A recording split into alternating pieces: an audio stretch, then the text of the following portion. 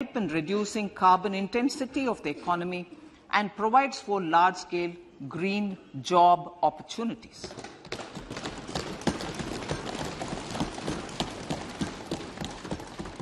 Priorities of this budget. The budget adopts the following 7 priorities. They complement each other and act as the Saptarishi guiding us through the Amritkal. Inclusive development, reaching the last mile, infrastructure and investment, unleashing the potential, green growth, youth power, and financial sector. I now speak on the priority number 1, inclusive development. The government's philosophy of Sabka Saath, Sabka Vikas has facilitated inclusive development covering in specific farmers, women, youth, OBCs, scheduled castes, scheduled tribes, Divyangjan and economically weaker sections, and overall priority for the underprivileged. Vanchiton ko variyata. There has also been a sustained focus on Jammu Kashmir, Ladakh and the Northeast. This budget builds on those efforts. Digital public infrastructure for agriculture. Digital public infrastructure for agriculture will be built as an open source, open standard and interoperable public good.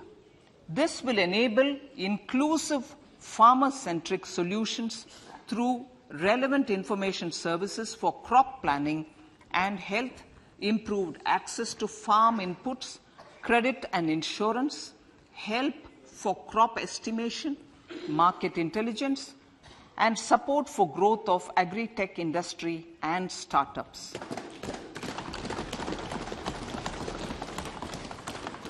An agriculture accelerator fund.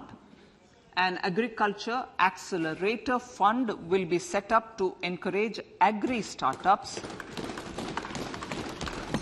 by young entrepreneurs in rural areas. The fund will aim at bringing innovative and affordable solutions for challenges faced by farmers. It will also bring in modern technologies to transform agricultural practices, increase productivity and profitability. To enhance the productivity of extra long staple cotton, we will adopt a cluster-based and value chain approach through public-private partnerships. This will mean collaboration between farmers, state and industry for input supplies, extension services and market linkages. We will launch an Atmanirbhar Clean Plant program to boost availability of disease-free, quality planting material for high-value horticultural crops at an outlay of 2,200 crores. Global hub for millets, which are Sri Anna. India is the forefront. India is at the forefront of popularizing millets, whose consumption furthers nutrition, food security, and welfare of farmers, said the Honorable Prime Minister. We are the largest producer and second largest exporter of Sri Anna in the world. We grow several types of Sri Anna, such as Sri Anna Jowar, Sri Anna Ragi, Sri Anna Bajra, Sri Anna Kutu, Ramdana, Kangni, Kutni, Kutki, Kodo, China, and Sama. These have a number of health benefits and have been an integral part of our food for centuries. I acknowledge with pride the huge service done by small farmers in contributing to the health of fellow citizens by growing these Sri Anna. Now, to make India a global hub for Sri Anna, the Indian Institute of Millet Research, ideally Indian Institute of the Sri Anna Research, Hyderabad, will be supported as the center of excellence for sharing best practices, research and technologies at the international level. The agricultural credit target will be increased to 20 lakh crores with focus on animal husbandry, dairy and fisheries. We will launch a new sub-scheme of PM Matsya Sampada Yojana, which is an existing scheme, but we'll launch a new sub-scheme with targeted investment of 6,000 crores to further enable activities of fishermen, fish vendors and micro and small entrepreneurs, improve value chain efficiencies and expand the market. For farmers, especially small and marginal farmers and other marginalized sections, the government is promoting cooperative-based economic development model. A new Ministry of Cooperation was formed with a mandate to realize the vision of Sahakar Se Samriddhi. To realize this vision, the government has already initiated computerization of 63,000 primary agricultural credit societies with an investment of 2,516 crores. In consultation with all the stakeholders and the states, model bylaws for PACS were formulated, enabling them to become multi-purpose PACS. A national cooperative database is being prepared for countrywide mapping of cooperative societies. With this backdrop, we will implement a plan to set up massive decentralized storage capacity.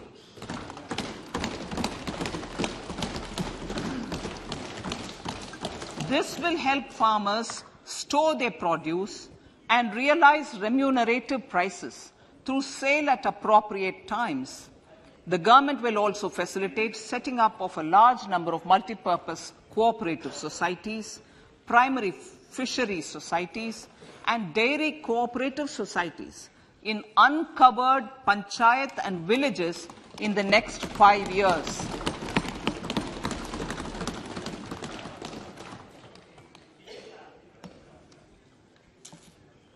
Health, education and skilling.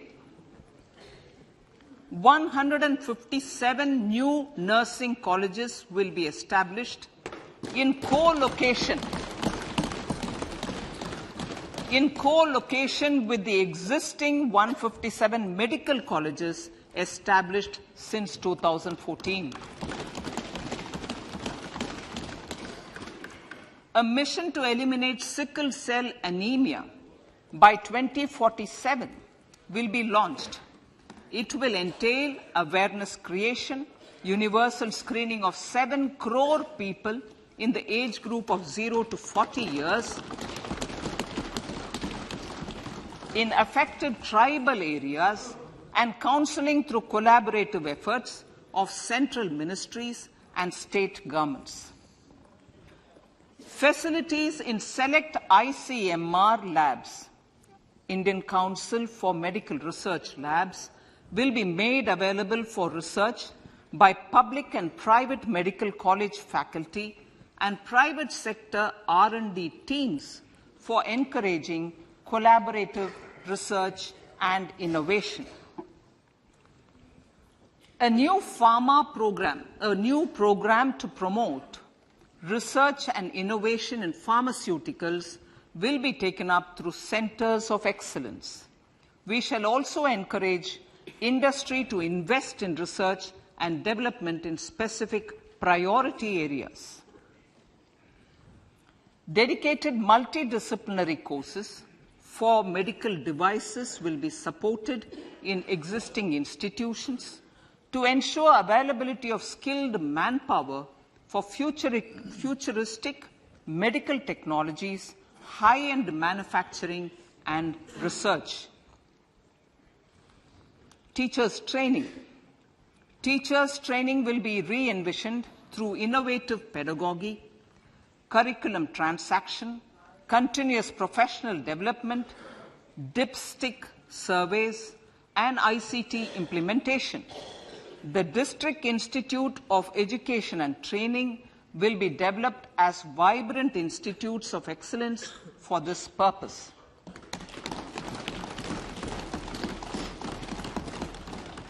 National Digital Library for Children and Adolescents. A National Digital Library for Children and Adolescents will be set up for facilitating availability of quality books across geographies, languages, genres, and levels, and device-agnostic accessibility. States will be encouraged to set up physical libraries for them at panchayat and ward levels and provide infrastructure for accessing the national digital library resources. Additionally, to build a culture of reading and to make up for pandemic time learning loss, the National Book Trust, the Children's Book Trust, and other sources will be encouraged to provide and replenish non-curricular titles in regional languages and in English to these physical libraries. Collaboration with NGOs that work in literacy will also be a part of this initiative to inculcate financial literacy.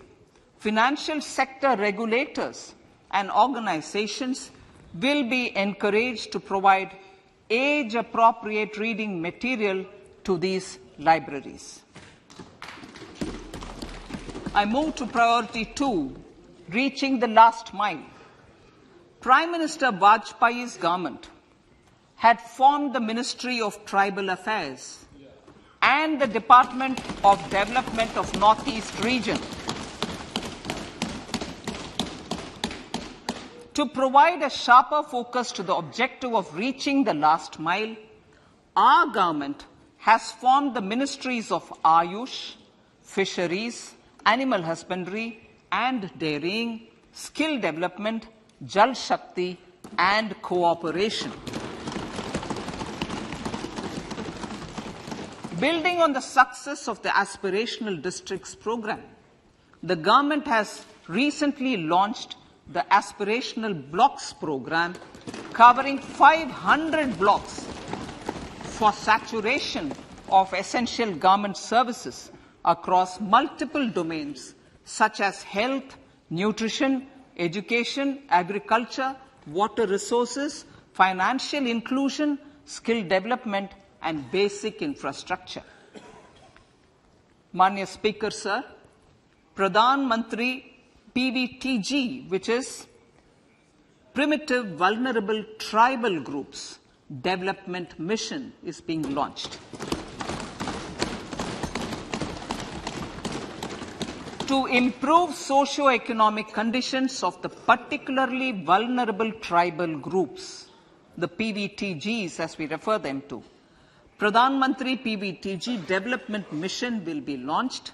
This will saturate PVTG families and habitations with basic facilities such as safe housing, clean drinking water and sanitation, improved access to education, health, nutrition, road and telecom connectivity, and sustainable livelihood opportunities.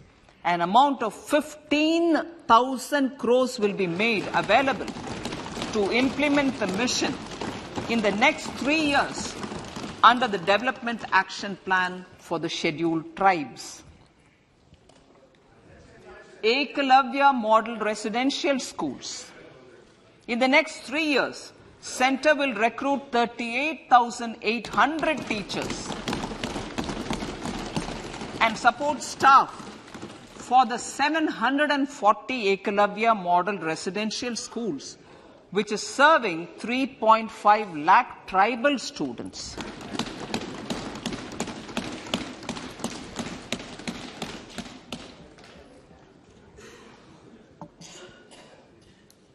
In the drought-prone central regions of Karnataka, central assistance of 5,300 crore will be given to Upper Bhadra project to provide sustainable micro-irrigation and filling up of surface tanks for drinking water. PM Awas Yojana. The outlay for PM Awas Yojana is being enhanced by 66% to over 79,000 crores. Bharat Shared Repository of Inscriptions will be set up in a digital epigraphy museum with digitization of 1 lakh ancient inscriptions in the first stage. Support for poor prisoners. For poor persons who are in prisons and unable to afford the penalty or the bail amount, required financial support will be provided.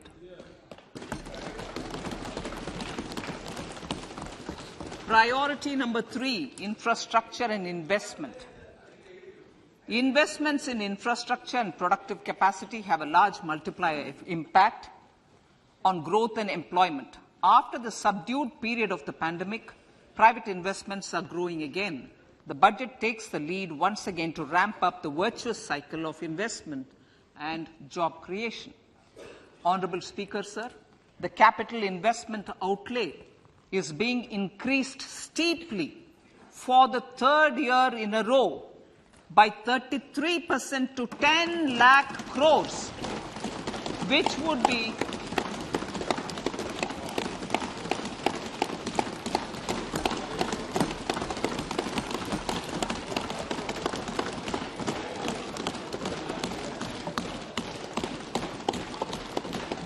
which would be 3.3% of GDP. This will almost be 3 times the outlay made in 2019-20.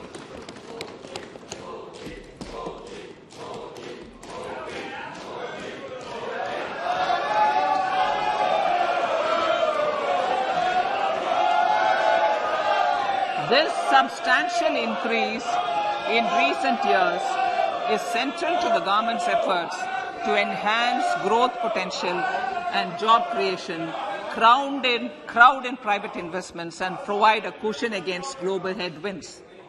The direct capital investment by the centre is complemented by the provision made for creation of capital assets through grants and aids to state. The effective capital expenditure of the centre is budgeted at 13.7 lakh crore rupees, which will be 4.5% of GDP. Support to state governments for capital investment. I have decided to continue the 50-year interest-free loan to state governments for 1 more year to spur investment in infrastructure and to incentivize them for complementary policies actions with a significantly enhanced outlay of 1.3 lakh crores.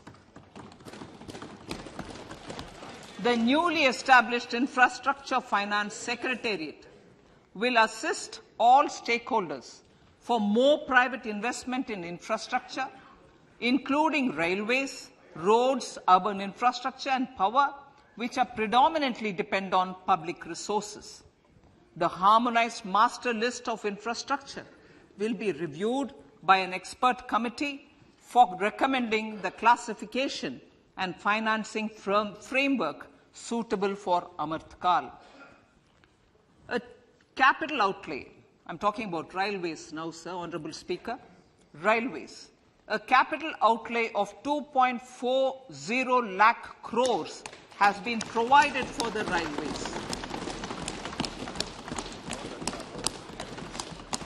This is the highest ever outlay this highest ever outlay is about 9 times the outlay made in 2013-14. 100 critical transport infrastructure projects, for last and first mile connectivity for ports, coal, steel, fertilizer and food grain sectors have been identified. They will be taken up on priority with investment of 75,000 crores, including 15,000 crore from private sources. 50 additional airports, heliports, water aerodromes and advanced landing grounds will be revived for improving regional air connectivity.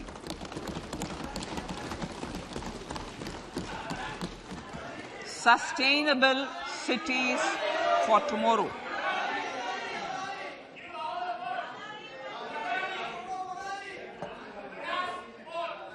States and cities will be encouraged to undertake urban planning reforms and actions to transform our cities into sustainable cities of tomorrow. This means efficient use of land resources, adequate resources for urban infrastructure, transit-oriented development, enhanced availability and affordability of urban land and opportunities for all. Through property tax governance reforms and ring-fencing user charges on urban infrastructure, cities will be incentivized to improve their creditworthiness for municipal bonds. Like the RIDF, an Urban Infrastructure Development Fund will be established through use of priority sector lending shortfall. This will be managed by the National Housing Bank and will be used by public agencies to create urban infrastructure in Tier 2 and Tier 3 cities. States will be encouraged to leverage resources from the grants of the 15th Finance Commission as well as existing schemes to adopt appropriate user charges while accessing the UIDF. We expect to make available 10,000 crore rupees per annum for this purpose. All cities and towns will be enabled for 100% mechanical desludging of septic tanks and sewers to transition from manhole to machine hole mode.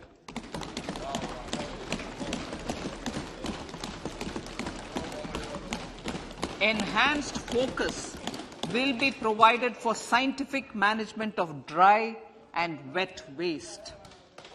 Honorable Speaker, sir, our Prime Minister had said, good governance is the key to a nation's progress. Our government is committed to providing a transparent and accountable administration which works for the betterment and welfare of common citizens. Mission Karma Yogi. Under Mission Karma Yogi, centre, states and the union territories are making and implementing capacity building plans for civil servants. The government has also launched an integrated online training platform, I Got Karma Yogi, to provide continuous learning opportunities for lakhs of government employees to upgrade their skills and facilitate people-centric approach. Sir, for enhancing ease of doing business, more than 39,000 compliances have been reduced and more than 3,400 legal provisions have been decriminalized. For furthering the trust-based governance, we have introduced the Jan Vishwas Bill to amend 42 central acts. This budget proposes a series of measures to unleash the potential of our economy. Centers of Excellence for Artificial Intelligence. For realizing the vision of Make AI in India and Make AI Work for India, 3 Centers of Excellence for Artificial Intelligence will be set up in top educational institutions. Leading industry players will partner in conducting interdisciplinary research, develop cutting-edge applications, and scalable problem solutions in the areas of agriculture, health, and sustainable cities. This will galvanize an effective AI ecosystem and nurture quality human resources in the field. National Data Governance Policy. To unleash innovation and research by startups and academia, a national data governance policy will be brought out. This will enable access to anonymized data. The KYC process will be simplified, adopting a risk-based instead of one-size-fits-all approach. The financial sector regulators will also be encouraged to have a KYC system fully amenable to meet the needs of digital India. One-stop solution for identity and address updating. A one-stop solution for reconciliation and updating of identity and address of individuals maintained by various government agencies, regulators, and regulated entities will be established using DigiLocker service and Aadhaar as foundational identity. Speaker, sir, common business identifier. For the business establishments required to have a permanent account number, the PAN will be used as the common identifier for all digital systems of specified government agencies. This will bring ease of doing business, and it will be facilitated through a legal mandate. For obviating the need for separate submission of same information to different government agencies, a system of unified filing process will be set up. Such filing of information or return in simplified forms on a common portal will be shared with other agencies as per the filer's choice. Vivad se Vishwas 1. Relief for MSMEs.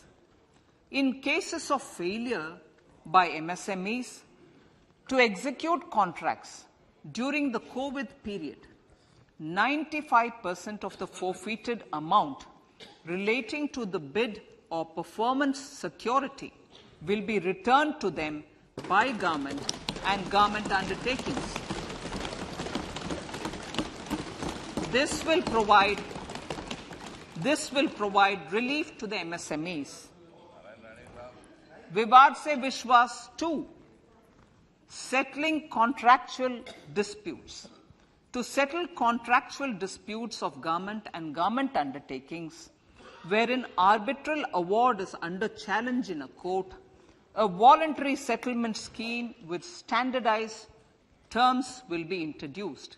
This will be done by offering graded settlement terms depending on pendency level of the dispute. The state support mission of Niti Aayog will be continued for 3 years for our collective efforts towards national priorities. Result-based financing.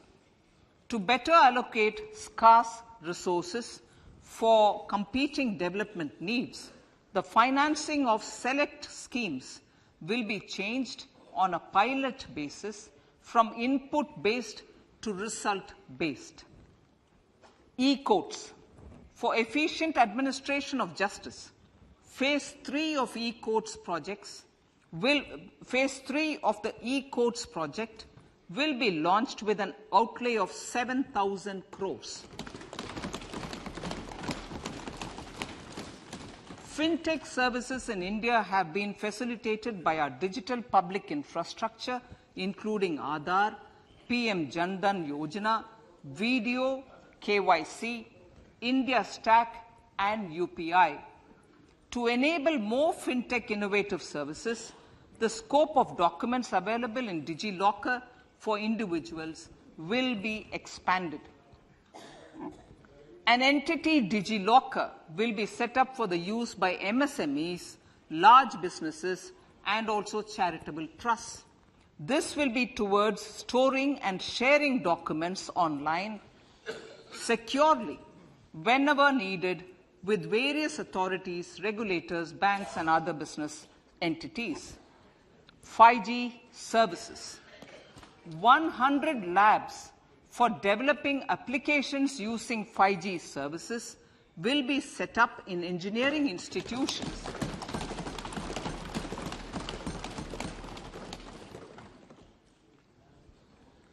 To realize a new range of opportunities, business models, and employment potential. The labs will cover, among others, applications such as smart classrooms, precision farming, intelligent transport systems, and healthcare applications. Lab-grown diamonds. Lab-grown diamonds is a technology and innovation-driven emerging sector with high employment potential. These environment-friendly diamonds, which have optically and chemically the same properties as natural diamonds. To encourage indigenous production of LGD, lab-grown diamond seeds and machines, and to reduce import dependency, a research and development grant will be provided to one of the IITs for 5 years. To reduce the cost of production, a proposal to review the custom duty on LGD seeds will be indicated in Part B of the speech. I come to the fifth priority, Honourable Speaker, sir, green growth. Honourable Prime Minister has given a vision for life or lifestyle for environment to spur a movement of environmentally conscious lifestyle.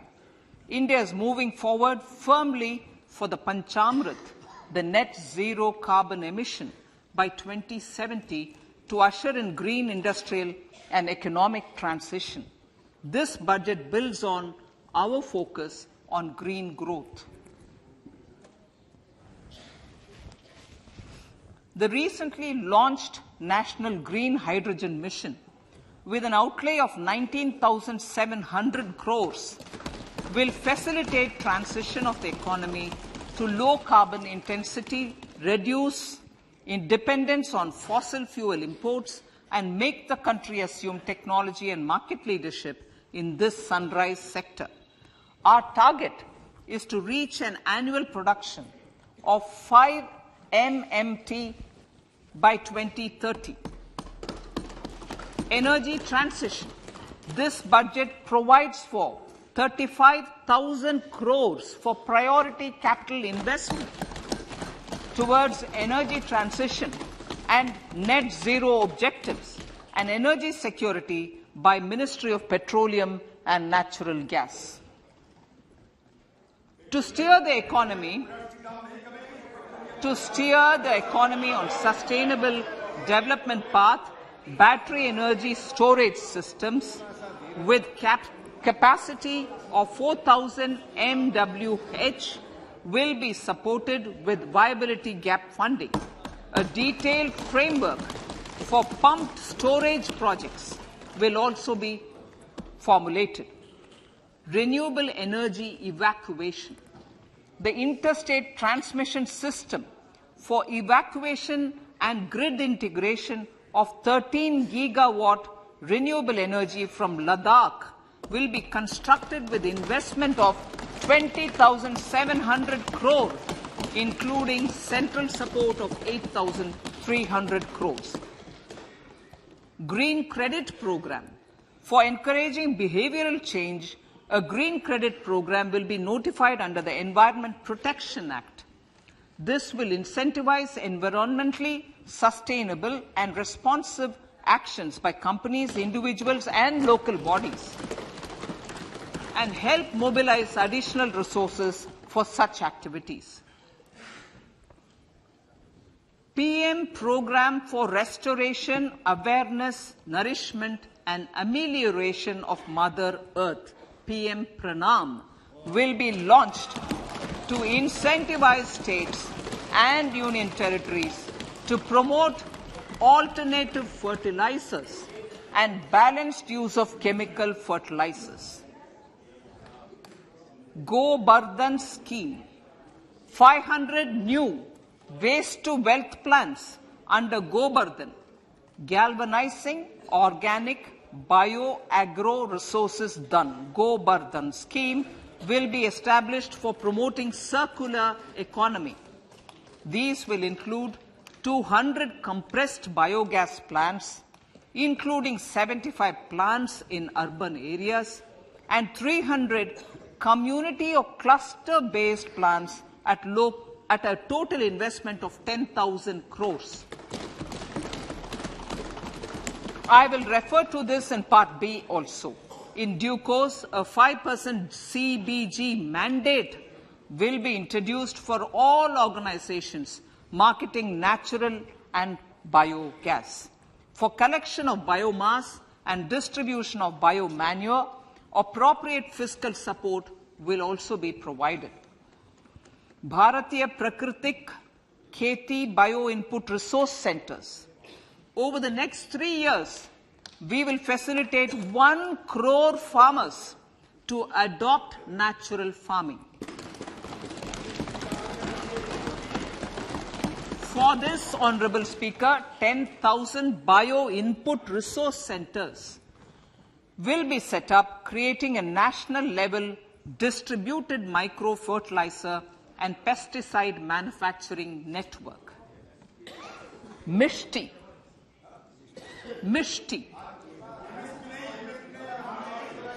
Building on India's success in afforestation, mangrove initiative for shoreline habitats and tangible incomes, Mishti, will be taken up for mangrove plantation along the coastline and on salt pan lands wherever feasible through convergence between Manrega, Campa, Fund and other sources. Amrit Dharohar. Wetlands are vital ecosystems which sustain biological diversity. In his latest Mann Ki Baat, the Prime Minister said, now, I quote, now the total number of Ramsar sites in our country has increased to 75, whereas before 2014, there were only 26, unquote. Local communities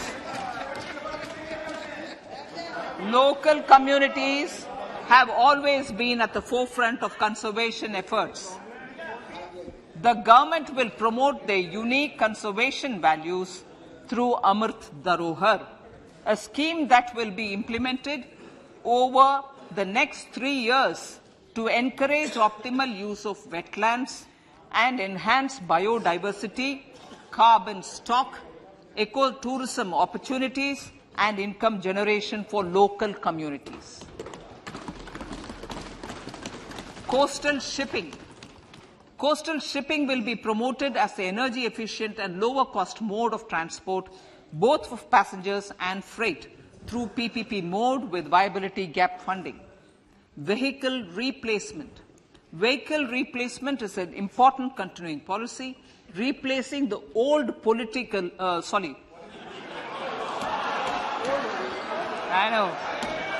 replacing, absolutely, thank you. Replacing old polluting vehicles. May be applicable, right? Replacing old polluting vehicles is an important part of greening our economy. In furtherance of the vehicle scrapping policy mentioned in Budget 21-22, I have allocated adequate funds to scrap old vehicles of the central government. States will also be supported in replacing old vehicles and old state ambulances. Honorable Speaker, sir, I move to priority 6, youth power. To empower our youth and help the Amrit PD realize their dreams, We have formulated the national education policy, which is very wide in its scope, but one of the things is also to focus on skilling, adopted economic policies that facilitate job creation at scale and have supported business opportunities. Pradhan Mantri Kaushal Vikas Yojana. Pradhan Mantri Kaushal Vikas Yojana 4.0 will be launched to skill lakhs of youth within the next 3 years. On-job training, industry partnership, and alignment of courses with needs of industry will be emphasized. The scheme will also cover new age courses for Industry 4.0 like coding, AI, robotics, mechatronics, IoT, 3D printing, drones, and other soft skills.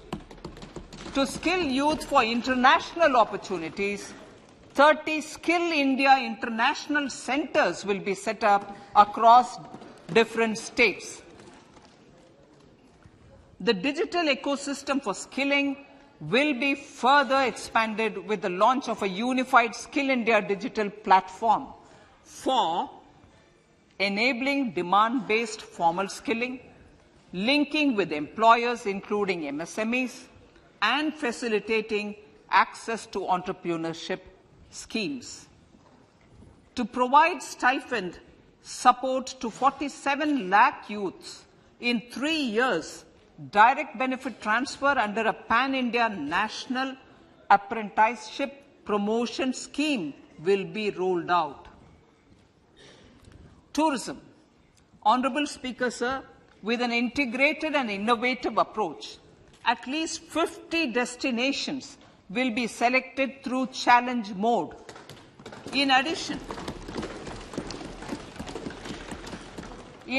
to aspects such as physical connectivity, virtual connectivity, tourist guides, high standards for food streets, and tourist security, all the relevant aspects would be made available on an app to enhance tourist experience. Every destination would be developed as a complete package. The focus of development of tourism would be on domestic as well as foreign tourists.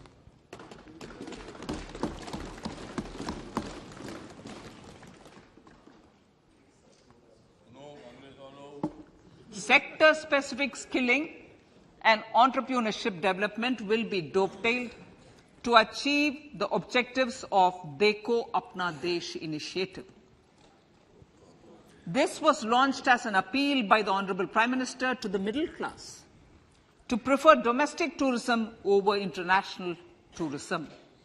The integrated development of theme-based tourist circuits, the Swadesh Darshan scheme, was also launched. Under the Vibrant Villages program, tourism infrastructure and amenities will be facilitated in border villages. Unity Mall. States will be encouraged to set up a Unity Mall in their state capital or most prominent tourism center or the financial capital for promotion and sale of their one district, one product and GI products and other handicraft products, and for providing space for such products of all other states as well. Sir, priority number 7, financial sector. Our reforms in the financial sector and innovative use of technology have led to financial inclusion at scale, better and faster service delivery, ease of access to credit, and participation in financial markets. This budget proposes to further these measures. Credit guarantee for MSMEs. Last year, I proposed revamping of the credit guarantee scheme for the MSMEs. I am happy to announce that the revamped scheme will take effect from 1st April 2023 through infusion of 9,000 crores in the corpus. This will enable additional collateral-free guaranteed credit of 2 lakh crores of rupees Further, the cost of credit will be reduced by about 1%. A national financial information registry will be set up to serve as the central repository of financial and ancillary information. This will facilitate efficient flow of credit, promote financial inclusion, and foster financial stability. A new legislative framework will govern this credit public infrastructure and will be designed in consultation with the RBI. To meet the needs of himACHAL and to facilitate optimum regulation in the financial sector, public consultation, as necessary and feasible, will be brought to the process of regulation making and issuing subsidiary directions. To simplify, to ease, and to reduce cost of compliance, financial sector regulators will be requested to carry out a comprehensive review of existing regulations. For this, they will consider suggestions from public and regulated entities. Time limits to decide the application under various regulations will also be laid down. Honourable Speaker, sir, to enhance business activities in GIFT IFSC, the following measures will be taken. Delegating powers under the SEZ Act to the IFSCA to avoid dual regulation. Setting up a single window IT system for registration and approval of IFSCA, SEZ authorities, GSTN, RBI, SEBI, and IRDAI. Permitting acquisition financing by IFSC banking units of foreign banks. Establishing a subsidiary of Exim Bank for trade refinancing.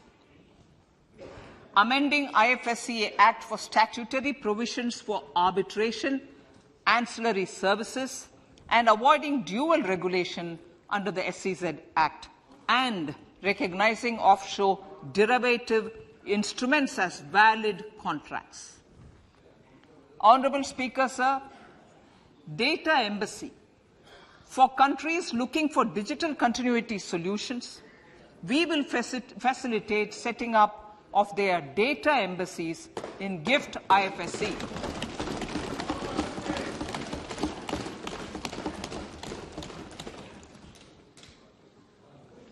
Improving governance and investor protection in banking sector. To improve bank governance and enhance investors' protection, certain amendments to the Banking Regulation Act, the Banking Companies Act, and the Reserve Bank of India Act are being proposed. Capacity building in securities market. Honourable Speaker, sir, to build capacity of functionaries and professionals in the securities market, SEBI will be empowered to develop, regulate, maintain, and enforce norms and standards for education in the National Institute of Securities Markets and to recognize award of degrees, diplomas, and certificates. A central processing center will be set up for faster response to companies through centralized handling of various forms filed with field officers under the Companies Act. Reclaiming of shares and dividends. For investors to reclaim unclaimed shares and unpaid dividends from the Investor Education and Protection Fund Authority with ease, from the Investor Education and Protection Fund Authority with ease, an integrated IT portal will be established. Digital payments continue to find wide acceptance. In 2022, they show an increase of 76% in transaction and 91% in value. Fiscal support for this digital public infrastructure will continue in 2023-2024. Azadi Ka Amrit Mahotsav, Mahila Samman Bachat Patra. For commemorating Azadi Ka Amrit Mahotsav, a one-time new small savings scheme, Mahila Samman Savings Patra or Savings Certificate, Mahila Samman Savings Certificate will be made available for a 2-year period up to March 2025. This will offer deposit facility up to 2 lakh in the name of a woman or girls for a tenure of 2 years at fixed interest rate of 7.5% with partial withdrawal option. Senior citizens. The maximum deposit limit for senior citizens savings scheme will be enhanced from 15 lakh to 30 lakhs of rupees.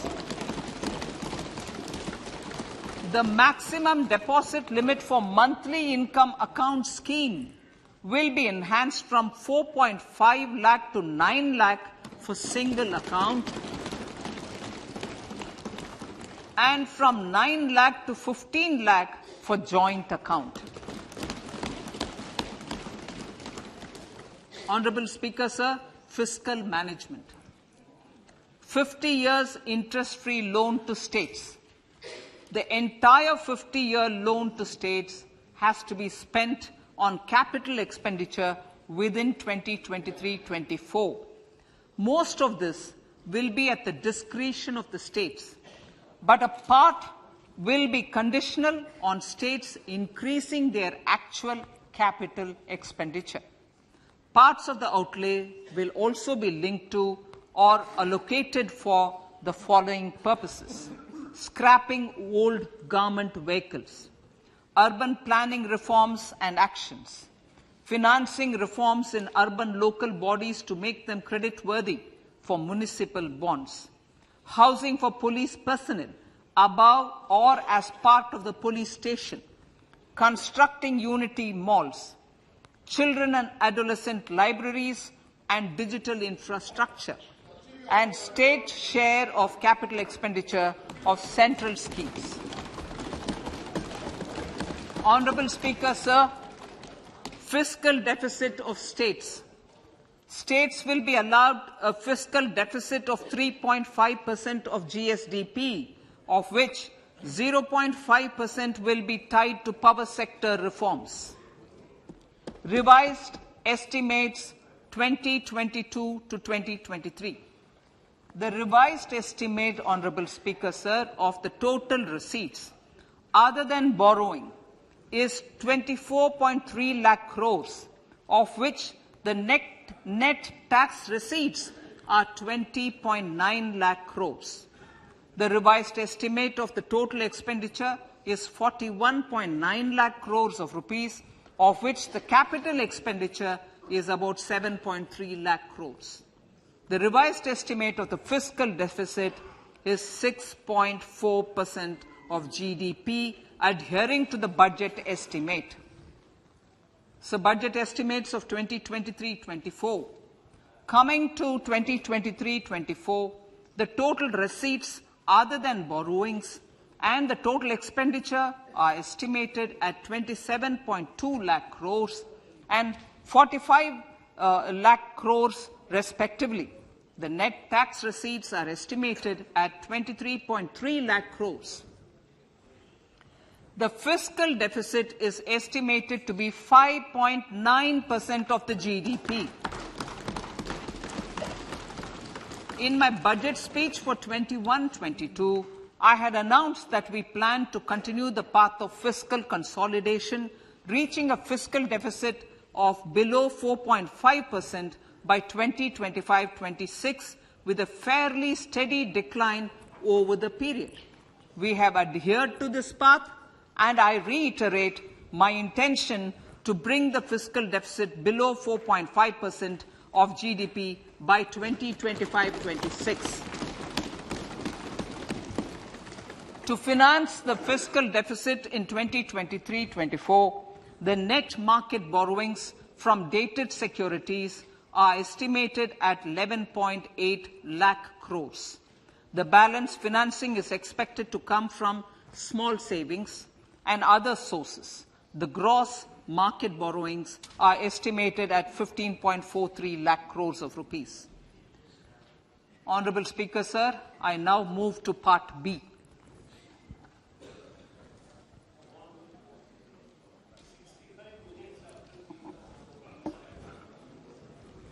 Indirect taxes. My indirect tax proposals will aim to promote exports, boost domestic manufacturing, enhance domestic value addition, encourage green energy and mobility. A simplified tax structure with fewer tax rates helps in reducing compliance burden and improving tax administration. I propose to reduce the number of basic customs duty rates on goods other than textiles and agriculture from 21 to 13. As a result, there are minor changes in the basic custom duties, cesses and surcharges on some items including toys, bicycle, automobiles and naphtha. Green mobility. To avoid cascading of taxes on blended compressed natural gas, I propose to exempt excise duty on GST paid compressed biogas contained in it. To further provide impetus to green mobility, customs duty exemptions is being extended to import of capital goods and machinery required for manufacture of lithium-ion cells for batteries used in electrical vehicles as well. Electronics. As a result of various initiatives of the government, including phased manufacturing program, mobile phone production in India has increased from 5.8 crore units valued at about 18,900 crore in 2014-15 to 31 crore units valued at 2,75,000 crore in the last financial year.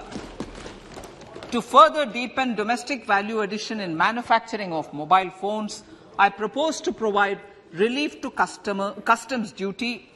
I propose to provide relief in customs duty on import of certain parts and inputs like camera lens and continue the concessional duty on lithium-ion cells for batteries for another year.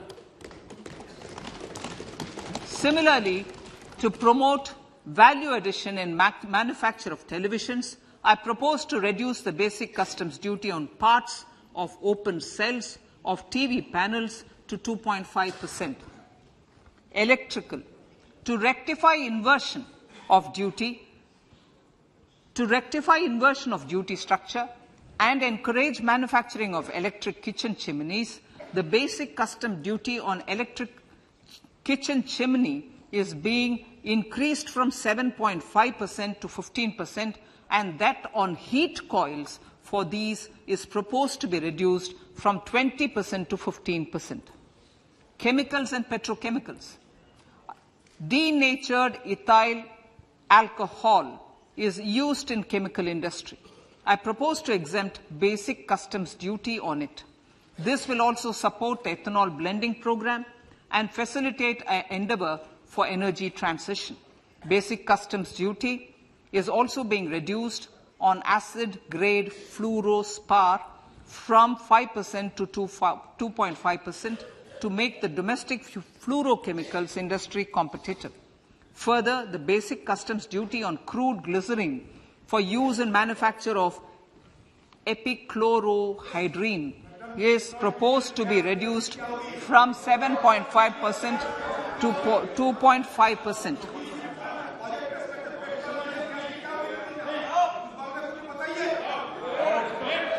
Marine products.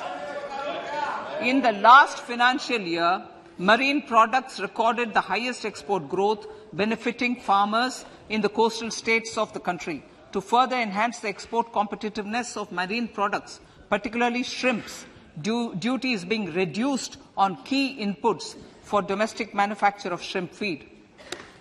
India is a global leader, as I said in Part A, in cutting and polishing of natural diamonds, contributing about 3/4 of the global turnover by value.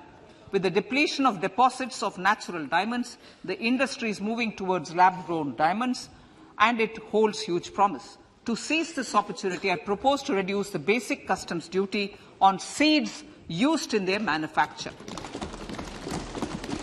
Custom duties on door or dore and bars of gold and platinum were increased earlier this fiscal. I propose to increase the duties on articles made therefrom to enhance the duty differential. I also propose to increase the import duty on silver doors, bars and articles to align them with that on gold and platinum. To facilitate availability of raw materials for the steel sector, exemptions from basic custom duty on raw materials for manufacture of CRGO steel, ferrous scrap and nickel cathode is being continued. Similarly, the concessional BCD of 2.5% on copper scrap is also being continued to ensure the availability of raw materials for secondary copper producers who are mainly in the MSME sectors. Compounded rubber. The basic custom duty rate on compounded rubber is being increased from 10% to 25% or 30 kg, whichever is lower, at par with that of natural rubber other than latex to curb circumvention of duty. Cigarettes. National calamity contingent duty on specified cigarettes was last revised 3 years ago. This is proposed to be revised upwards by about 16%. Direct taxes. I now come to my direct tax proposals. Honourable Speaker, these proposals aim to maintain continuity and stability of taxation, further simplify and rationalise various provisions to reduce the compliance burden, promote the entrepreneurial spirit and provide tax relief to citizens. It has been constant endeavour of the Income Tax Department to improve taxpayers' services by making compliance easy and smooth. Our taxpayers portal received a maximum of 72 lakh returns in a day, processed more than 6.5 crore returns this year. Average processing period reduced from 93 days in financial year 13-14 to 16 days only now. And 45% of the returns were processed within 24 hours. We intend to further improve this, roll out the next generation common IT return form for taxpayer convenience, and also plan to strengthen the grievance redressal mechanism. MSMEs and professionals. MSMEs are growth engines of our economy. Micro enterprises with turnover up to 2 crore of rupees and certain professionals with turnover of up to 50 lakh rupees can avail the benefit of presumptive taxation. I propose to provide enhanced limits of 3 crore and 75 lakh respectively to the taxpayers whose cash receipts are no more than 5%. Whose cash receipts are no more than 5%. Moreover, to support MSMEs in timely receipt of payments, I propose to allow deduction for expenditure incurred on payments made to them only when payment is actually made. Cooperation. Cooperation is a value to be cherished. In realizing our Prime Minister's goal for Sehkar Se Samriddhi and his resolve to connect the spirit of cooperation with the spirit of Amrit Kal, in addition to the measures proposed in Part A, I have a slew of proposals for the cooperation sector. First, new cooperatives that commence manufacturing activities till 2024, 31st March, shall get the benefit of a lower tax rate of 15%, as is presently available to new manufacturing companies. Secondly, I propose to provide an opportunity to sugar cooperatives to claim payments made to sugarcane farmers for the period prior to the assessment year 2016-17 as expenditure. This is expected to provide them a relief of almost 10,000 crores. Thirdly, I am providing a higher limit of 2 lakh per member for cash deposits to loans in cash by primary agricultural cooperative societies and primary cooperative agriculture and rural development banks. I repeat that. Thirdly, I am providing a higher limit of 2 lakh per member for cash deposits to and loans in cash by primary agricultural cooperative societies and primary cooperative agricultural and rural development banks. Similarly, a higher limit of 3 crore for TDS on cash withdrawal is being provided to cooperative societies. Startups.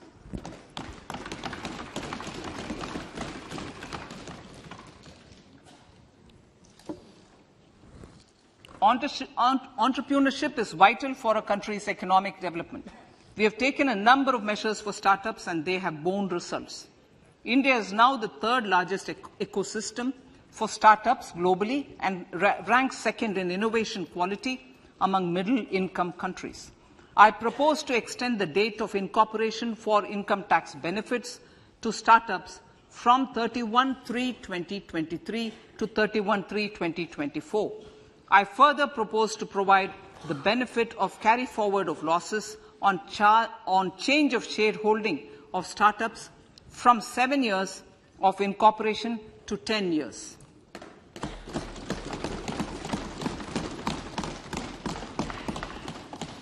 To reduce the pendency of appeals at commissioner level, I propose to deploy about 100 joint commissioners for disposal of small appeals.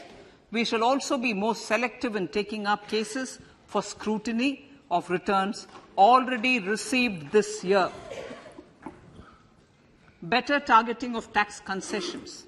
For better targeting of tax concessions and exemptions, I propose to cap deduction from capital gains on investment in residential house under Section 54 and Section 54F to 10 crores.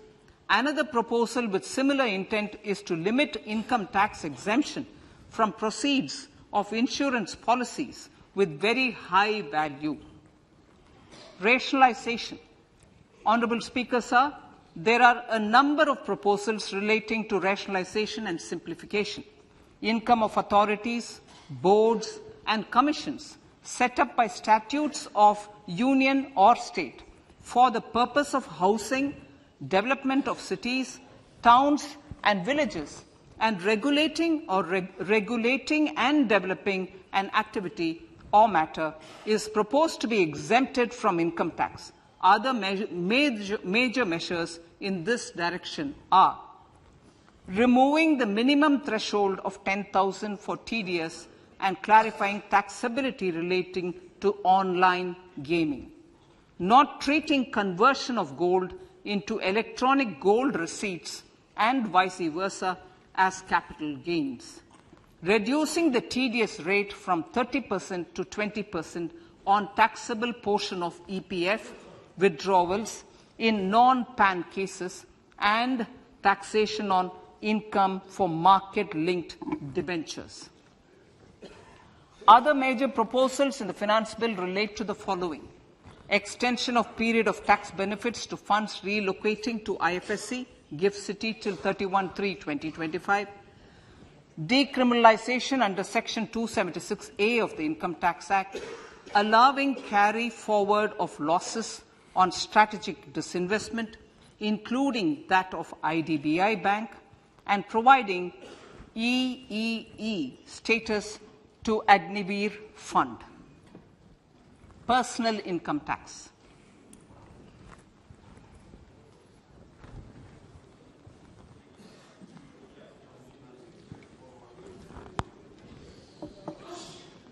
Now I come to what everyone is waiting for. Personal income tax. I have 5 major announcements to make in this regard. These primarily benefit our hard-working middle class. The first one concerns rebate. Currently, those with income up to 5 lakh do not pay any income tax in both old and new regimes. I propose to increase the rebate limit to 7 lakhs in the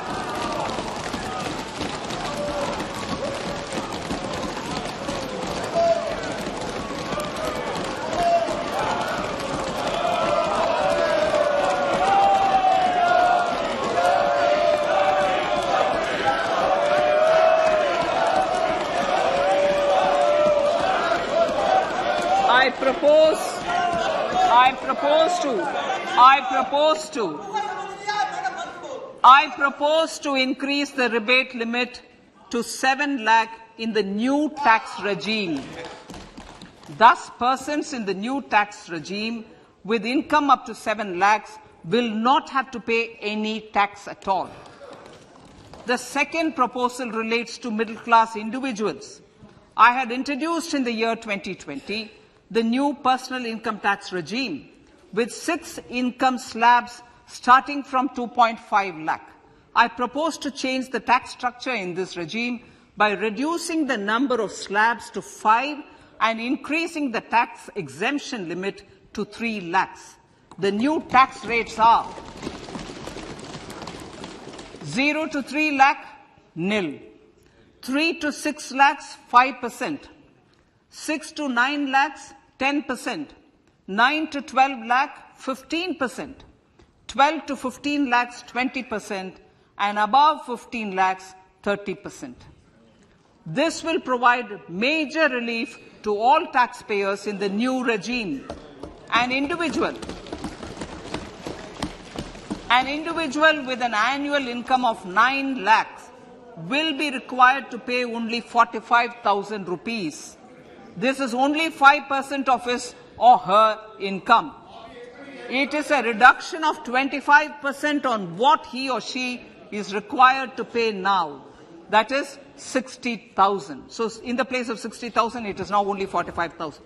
Similarly, an individual with an income of 15 lakh rupees would be required to pay only 1.5 lakh or 10% of his income or her income, a reduction of 20% from the existing liability of 1,87,500 rupees.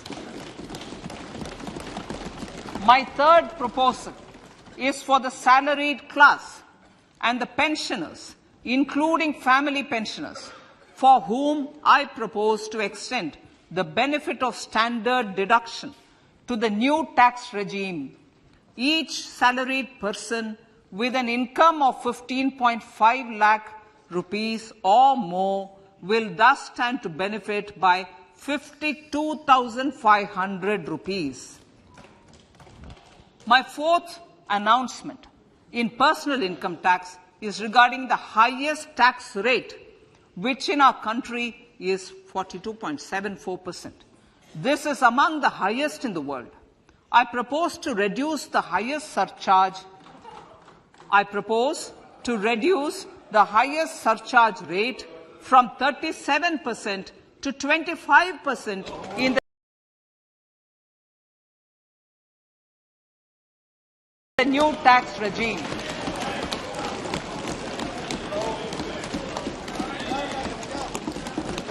This would result in reduction of the maximum rate. This would result in the reduction of the maximum tax rate to 39%. Lastly, the limit of 3 lakh rupees for tax exemption on leave encashment on retirement of non-government salaried employees was last fixed in the year 2002, when the highest basic pay in the government was only 30,000 rupees per month. In line with the increase in the government salaries, I am proposing to increase this limit to 25 lakh rupees.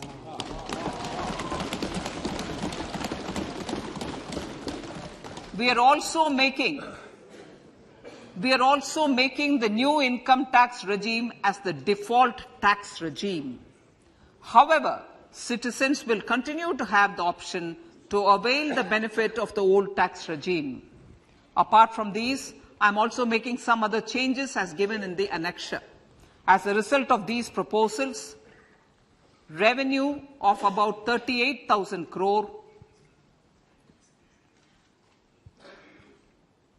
to 37,000 crore in direct taxes and rupees 1,000 crore in indirect taxes will be foregone, while revenue of about 3,000 crore will be additionally mobilized. Thus, the total revenue foregone is about 35,000 crores annually. Honorable Speaker, sir, with these words, I commend the budget to this August House.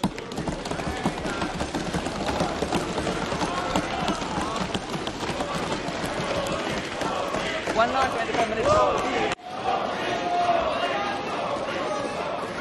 Item number 1 माननीय item number 2 Shrimati Nirmala Sitharaman ji. Sir, with your permission, I lay on the table of the following statements. Under Section 3(1) of the Fiscal Responsibility Budget Management Act 2003, 1. Medium-term fiscal policy cum fiscal policy strategy statement and macroeconomic framework statement. माननीय सदस्यगण, जैसा कि आपको समाचार भाग 2 के माध्यम से पहले ही सूचित किया जा चुका है कि माननीय वित्त मंत्री जी के बजट भाषण की प्रतियां हार्ड कॉपी के रूप में उपलब्ध कराई गई है. आप बजट भाषण की अपनी अपनी प्रति प्रकाशन पलक से ले लें. आपको ये भी सूचित किया जाता है कि माननीय मंत्री द्वारा बजट प्रस्तुत किए जाने के पश्चात उसकी प्रतियां आपको मेंबर्स पोर्टल के माध्यम से उपलब्ध करा दी जाएगी. आइटम नंबर 3 माननीय मंत्री जी, वित्त मंत्री जी. Sir, with your permission, I rise to move for leave to introduce the Finance Bill 2023. प्रश्न ये कि विधेयक को पुनर्स्थापित करने की अनुमति प्रदान की जाए. जो सदस्य इसके पक्ष में हाँ कहें, जो सदस्य विरोध में ना कहें. मेरे विचार में निर्णय हाँ वालों के पक्ष में, हाँ वालों के पक्ष में. माननीय मंत्री जी विधेयक को पुनर्स्थापित करें. Sir, I introduce the bill. सभा की कार्रवाई कल गुरुवार दिनांक 2 फरवरी 2023 को प्राप्त 11 बजे तक के लिए स्थगित की जाती है.